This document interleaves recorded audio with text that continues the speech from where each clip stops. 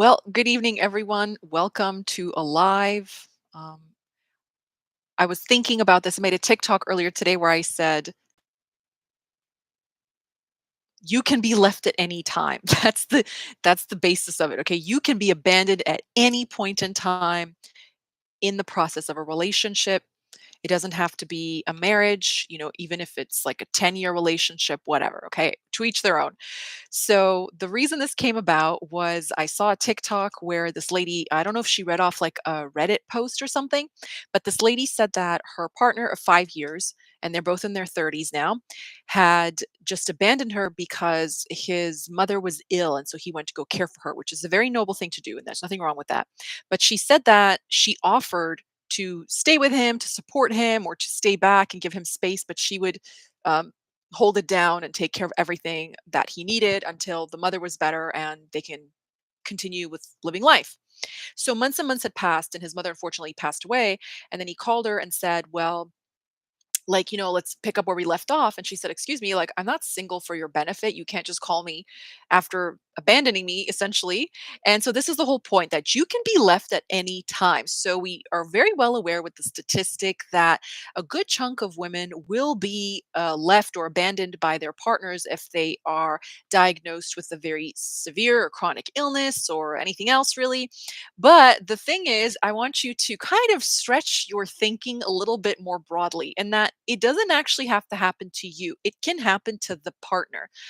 So, something I've observed in my practice and my private life as well is that and this is obviously me speaking from experience or generally heterosexual dynamics, where something stressful will happen in the life of the man and he will want to exit that relationship because he can't cope with the stress of that thing, even if the woman wants to be supportive and whatever else. Okay. So, this is the whole thing. This is the premise. And so, now, no need to panic or worry. I'm not really into all that like fear mongering and such. However, it is something to think about. And I did get some very interesting comments on that post. So, here's the video. I promise to follow up to that. So, I have a story to tell about someone who's experienced both ends of this. When I was in graduate school, my professor, she had the most sort of extreme example of abandonment within marriage, and then the total opposite, which is complete and total selflessness and loyalty. So, to start with the former example of the woman and people that I know in my life, this has happened to. So, one thing is sometimes something stressful happens and the person really can't cope. And so they leave and they exit the relationship. Another time is that, yes, this happens, but it's like an exit strategy. They'll say, "Oh, it's just like a lot going on," da, da, da," and then like 4 days later, they're on Instagram in Cancun, like pouring oil on girls, bottle girls, and they've got firecrackers coming out of alcohol bottles. And so you have you have a heart, but you have no choice but to tell your friend, he just doesn't want you. Like, that's the truth. Okay. So he used whatever was going on as his prelude to his exit and be like, "It's too much. Ciao." And that's just not healthy. That's not what a healthy adult does. So I'm going to say something here that I want to talk about more in the future down the line. And that is the saying, healthy people accept reality, right? Healthy people accept reality. We talked about this in depth on the TikTok live this afternoon. And so let's go to the story. How do you weed this out? So if you don't want to stack your own odds against yourself. So what are the things that you can look out for while dating to minimize the regret of being left at a really less than favorable time in your life? Though, to be honest, I always say that there's never a good time for something bad to happen. There's never a good time to receive bad news. So we keep living because we must, and such is the way of life. So this is it. My professor, for her first marriage, she had two daughters, so two children under the age of 5, I believe. And her husband, one day she came home, she's like, he just wasn't there.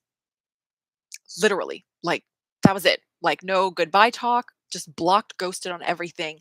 Left her with two small children, no money, no support. Never heard from him again. He abandoned his own children, his own daughters. Okay, just poof, vanished.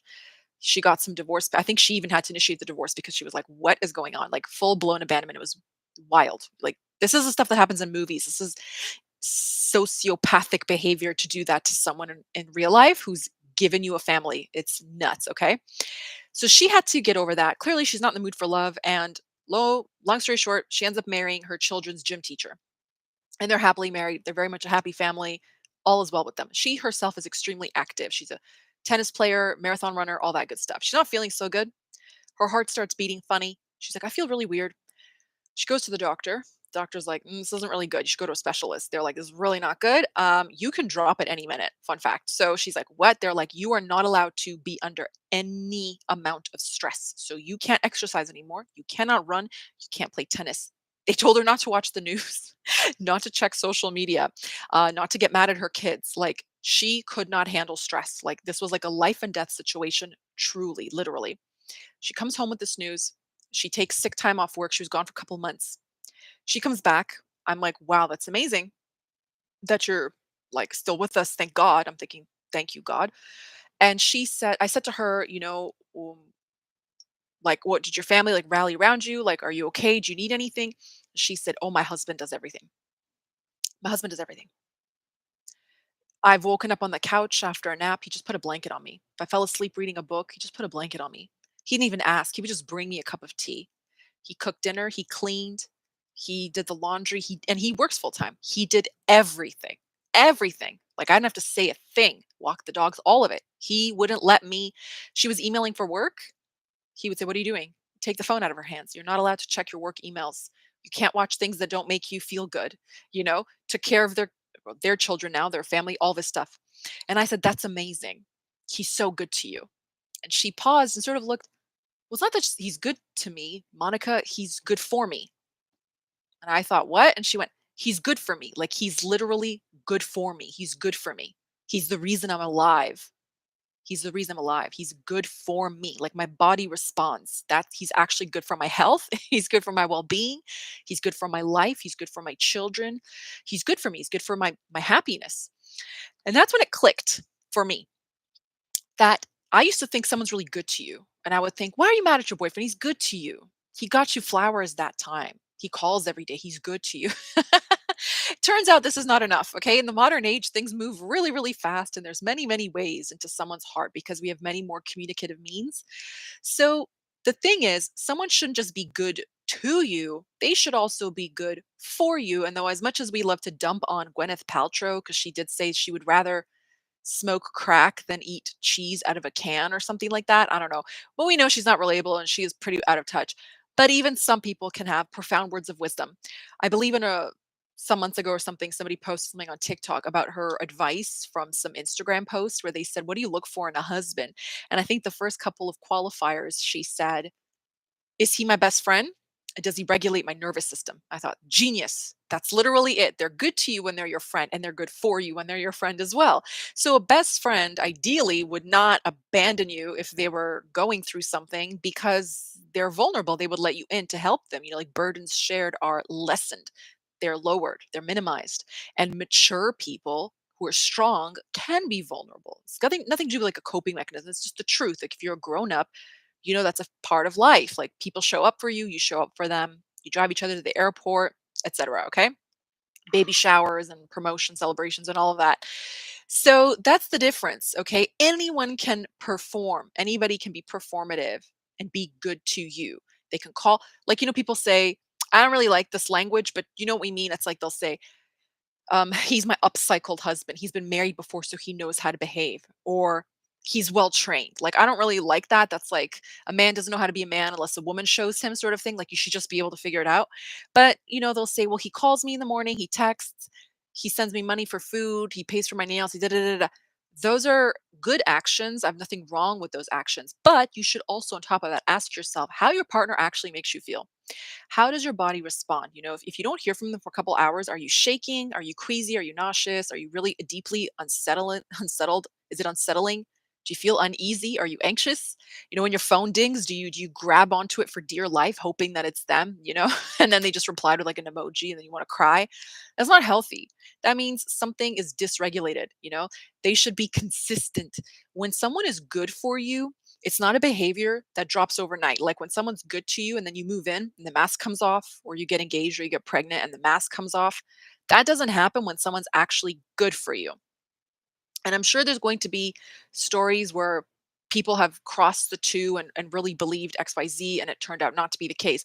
But for the most part, that is one way that you can differentiate. Okay. Anybody can act the part. If they're charming enough, and not to be dark, but it is close to Halloween. And I love this time of year.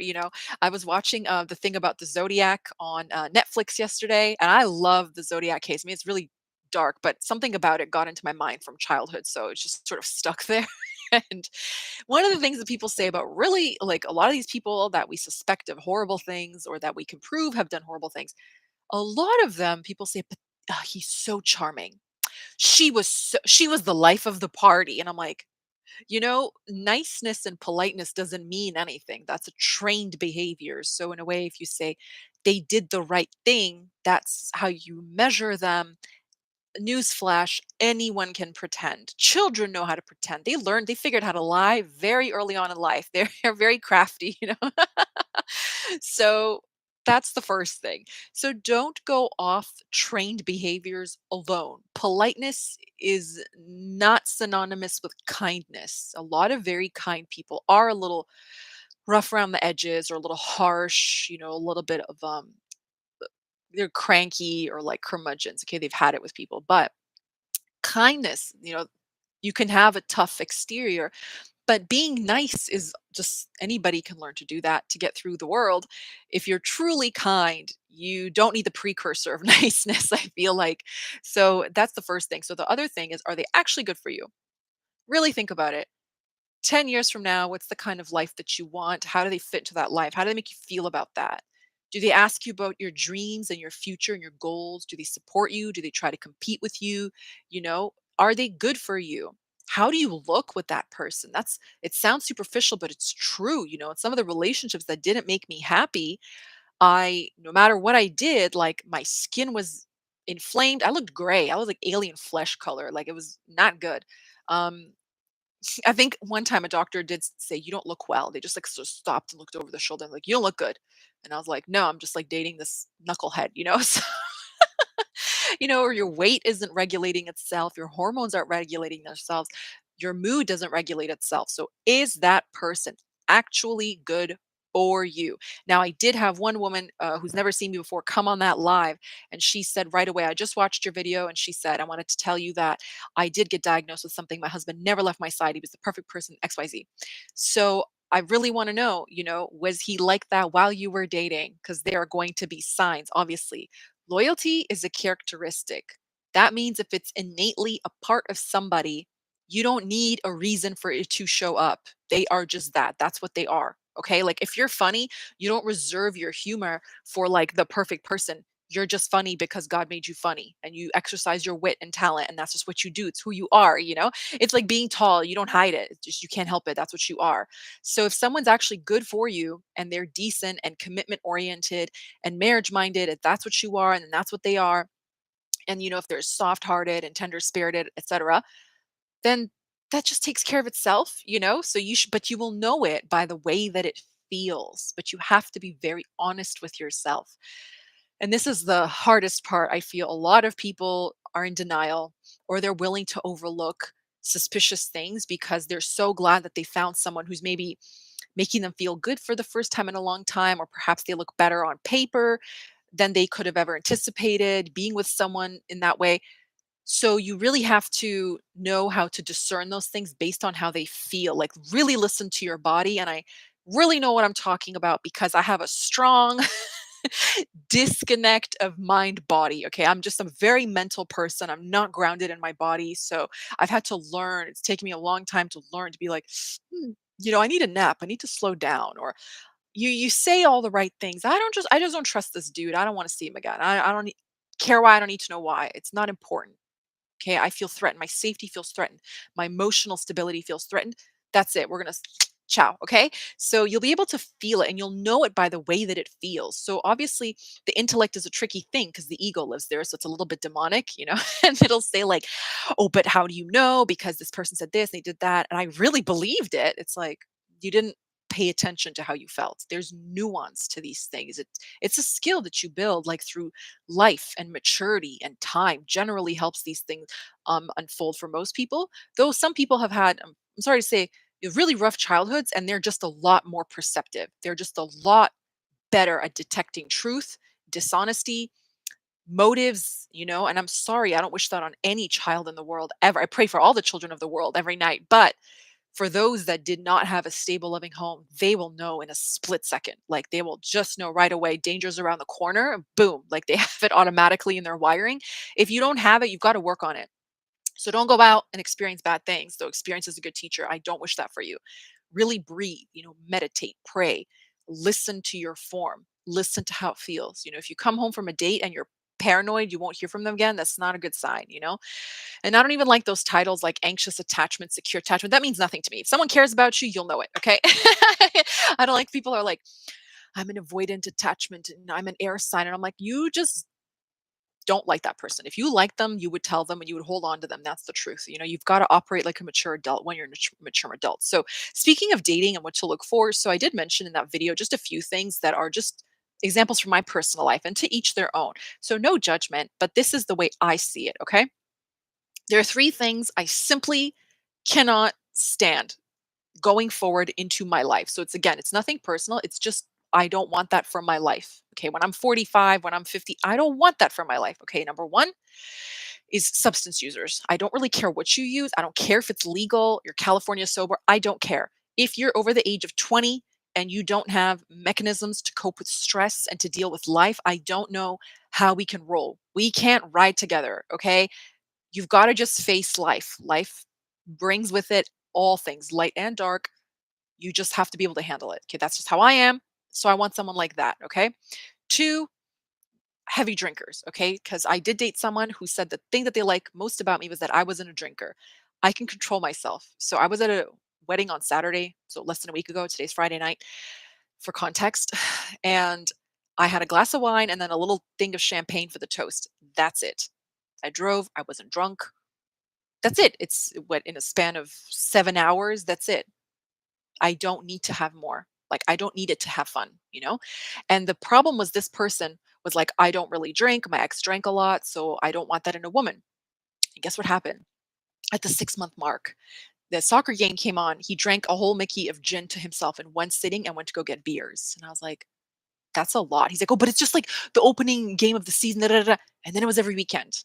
And then it was a Tuesday night. And then a Thursday night, coming home at 1 in the morning, 2 in the morning, waking me up drunk on weeknights, injuring himself, having to go to the hospital at 4 in the morning. It's not cute. Okay. If you can't cope with life, you need a form of escapism. I'm not the woman for you, and you're not the man for me. Period. End of. I don't need to see anything else. So I got basically conned into that. So it's like he wanted me to be sober, but he'd go do whatever he wanted. I don't know who you thought I was. You're out of your fucking mind. Okay. I don't play that. I am what I say I am. What I say I do, I will do. There's just no in between. That's the way that I am. I'm an extreme personality type. I'm self aware. It's not for everybody, but again, you can't be for everyone. So that's my two things. The third thing is I said forms of escapism. This includes unplugging the mind. So back in the day, nothing better than a Friday night. You come home from school, you get pizza, and you watch a few episodes of whatever was on at the time, Sabrina the Teenage Witch or Goosebumps or something. Okay. The modern version of that could be like endless scrolling. Unfortunately, for a lot of people, it's going to be porn addictions, video games, etc. For me, that is escapism. You don't know how to face reality. And as I said earlier, healthy people accept reality. I cannot justify a life where I bring children into the world with someone who cannot face tough times or just the mundane everyday things of our adult working lives. Like, they're not glamorous, they're not sparkly. So what? It's still your life. Romanticize it. Like, learn to use your imagination, learn to be grateful and love what you have.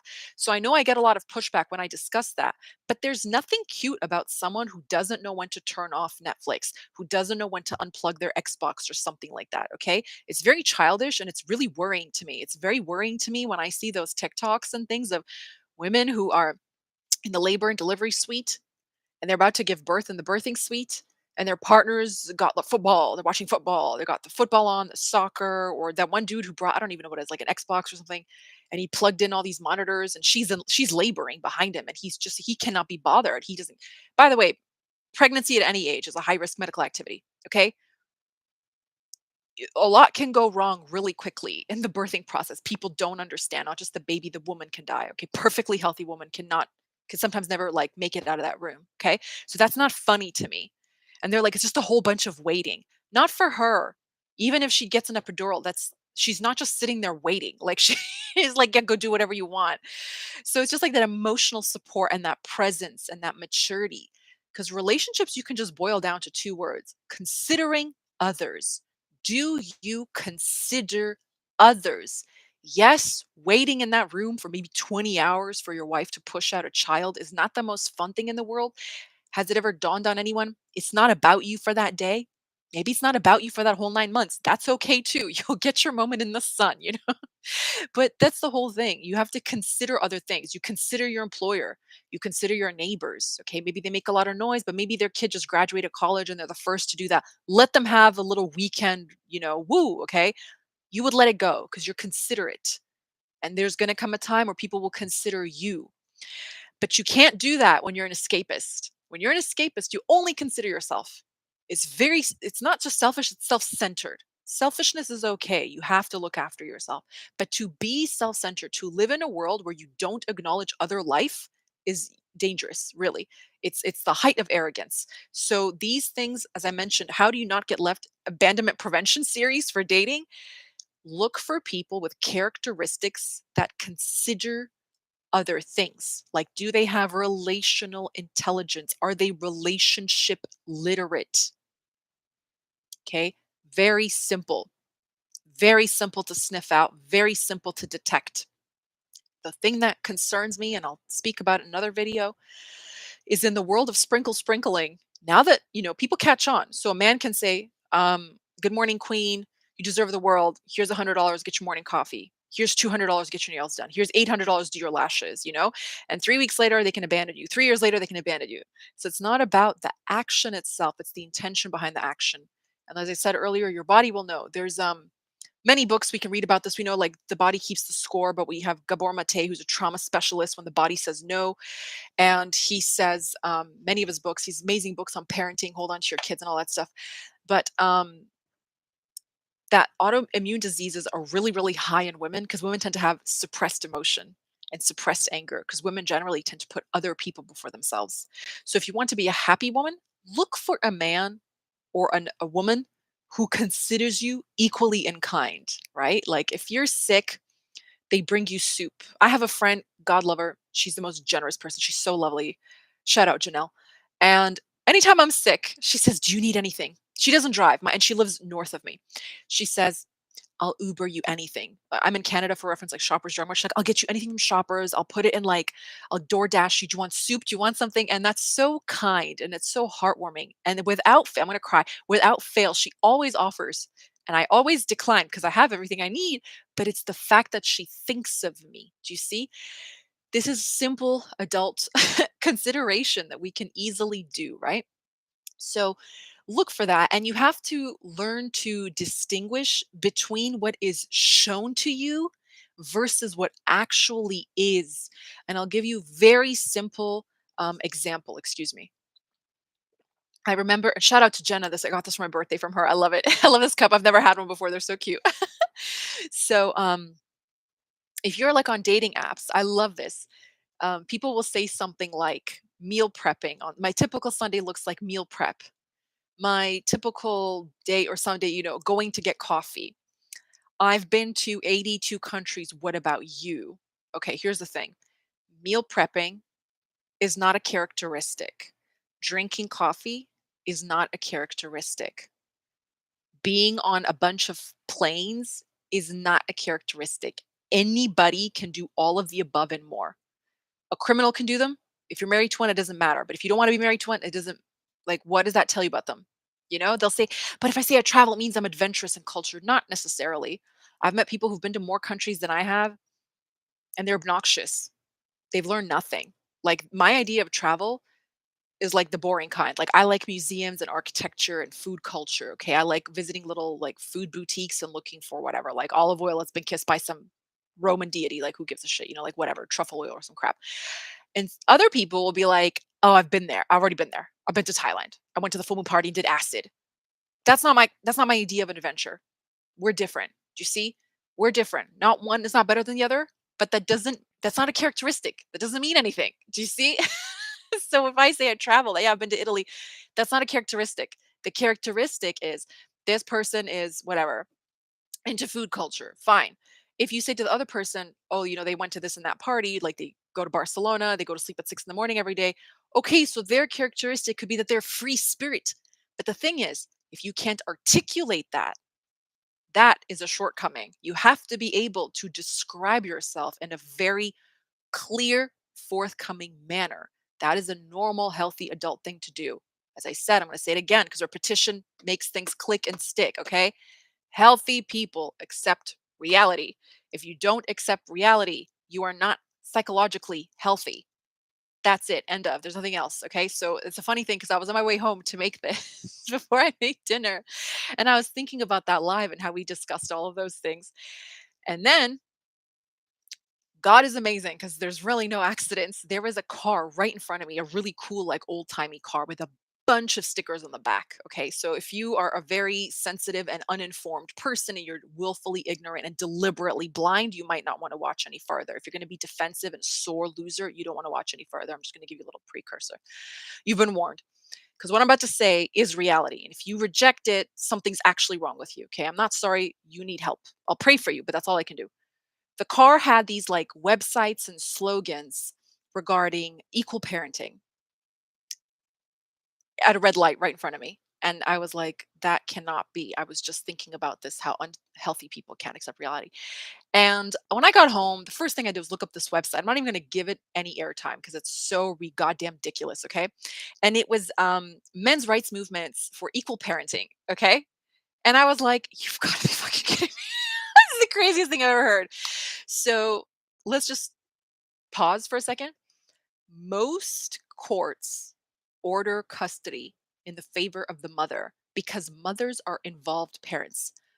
Just because you're a biological parent doesn't mean that you're actually a parent. So you can be a father, but not a dad.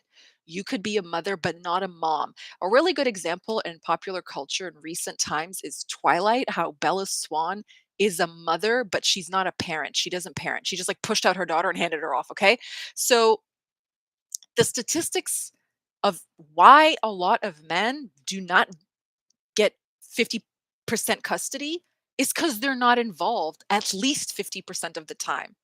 And for the record, that care starts the moment of conception, probably even before. Okay. You have to be present with your partner.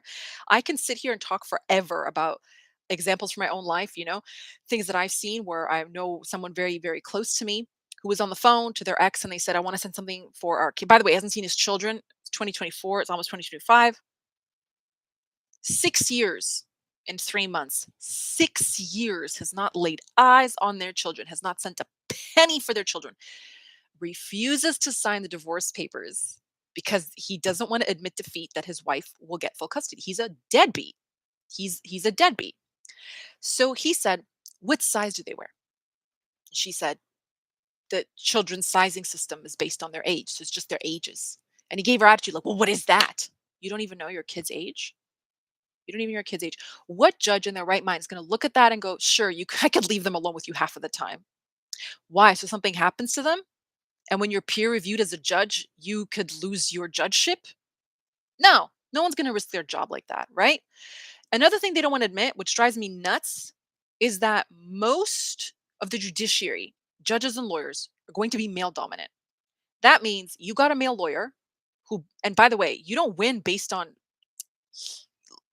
like, because it's just because she has a vagina, she's a woman, she's going to win. It's unfair. You win based on the facts. The facts are not in your favor because you're not an active parent. That's the fact. That's the truth. This is not a coincidence. This is a heavily studied statistic since for freaking ever. Okay? There's a reason for that. You don't even know what your kids eat. You don't know what they like. You don't do a lot. Those that do don't have a problem with this statement. All right. On the off chance that the 1% chance that something that should have happened didn't happen, slipped through the cracks, I'm very sorry. My heart goes out to you. Okay. It happens to women as well. I'm very sorry. My heart goes out to you. But there's a 99% chance that's just not the case. And so it's not the case. So what happens is you're not going to go up against a man who has 2 degrees, an undergrad and a law degree, and makes $500,000 a year as a lawyer or a judge. You're not going to go up against them. You can't. How are you going to fight them? You know they're right. It's the truth. So you're going to go and fight the mother of your children because you're a bully. That's what a bully does. You're a bully. You can't fight someone your own size. So you're going to fight the lady who gave you who gave your legacy a chance, right? So this is unhealthy. These people don't accept reality. And the funny thing is I went on the website and there's literally nothing on there. It's just like some I don't even know what. It's just like some random dude who looks like he's posing for a prison mugshot. And he's like holding a sign about parenting. And I'm like, in what world do you come across as legally sane enough to be left alone with children? Be they yours or not, what difference does it make? You'll be taking them out to the parks, to other da da da.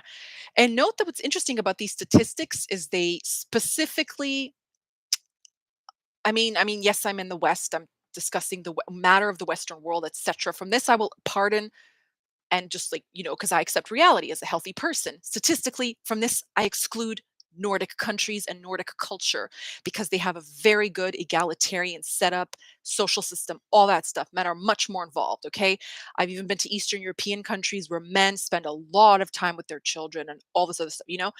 So they're not complaining because they're active parents. You're complaining because you're not an active parent. You don't really want to parent those children. You just want to say that you're a good guy. That's why you got given, you know what I mean? Like live in the real world. So this is what I mean. You can pick this up in the dating process. If a person is defensive without cause, they're an escapist.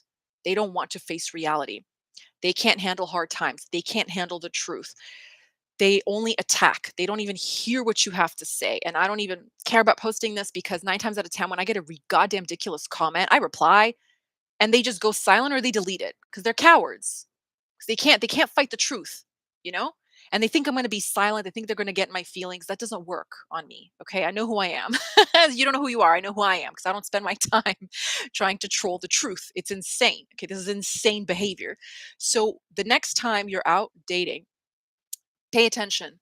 What sets that person off without reason or cause? How if that upset them, what's going to happen if something goes wrong in the delivery suite? If that upset them, what are they going to be like when their parents are old and deteriorating and pass away? If that upset them, what's going to happen? One of you, God forbid, loses your job.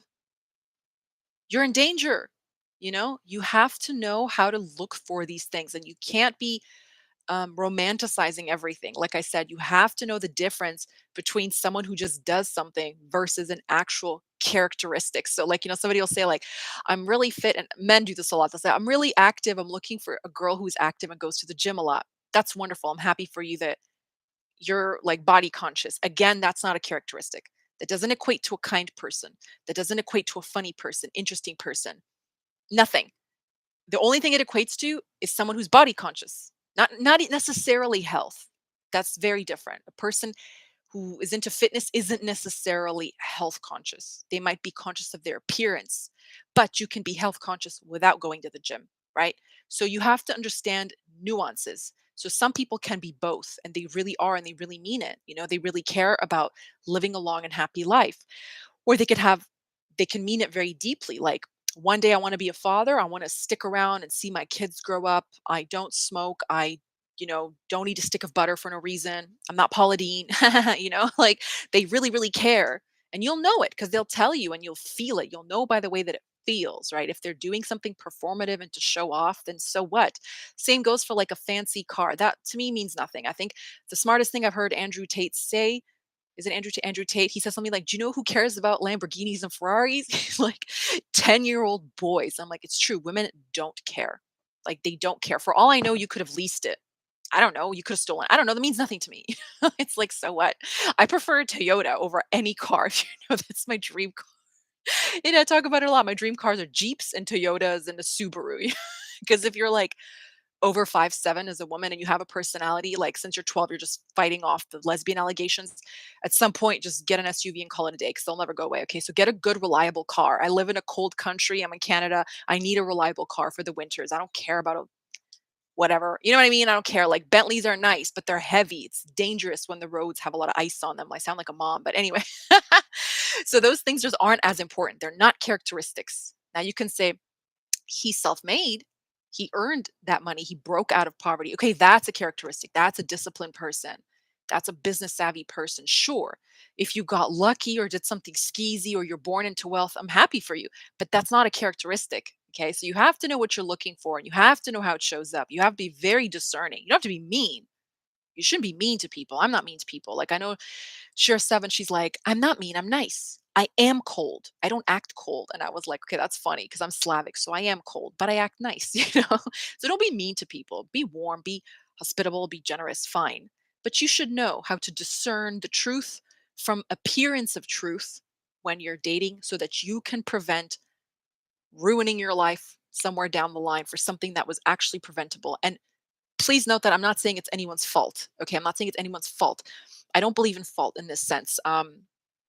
People say like it takes two to tango, blah blah. Jan Van Zant has this amazing saying where she says, "Who's responsible when your heart gets broken?" She said, "Oh, whose fault is it when you're heartbroken?" She said, "It's no one's fault, but you are responsible for yourself." And that I agree with completely. You are responsible for yourself.